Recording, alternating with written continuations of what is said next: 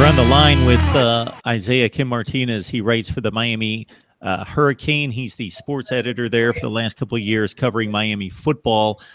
We know that the roster is, for the most part, loaded. The front seven on defense is exceptional.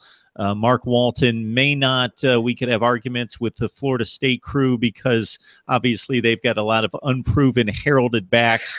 Jacquez Patrick being one guy that does have a track record, but Mark Walton, the most proven back, coming back in the ACC, and talent all over the place. But at this point, what would concern you heading into 2017? What would concern me is, and what we call here the FSU hangover. If we going into the FSU game, where the Canes are clearly the underdog in that situation going in.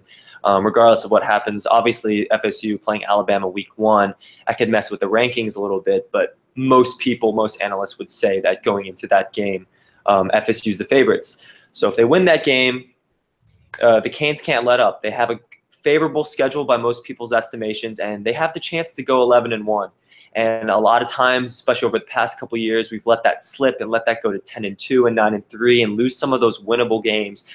Especially at home. I thought last year against North Carolina was a big kind of egg that they dropped after the FSU game, where they played really well up until that last quarter or so, and obviously the rest is history when it comes to the kick.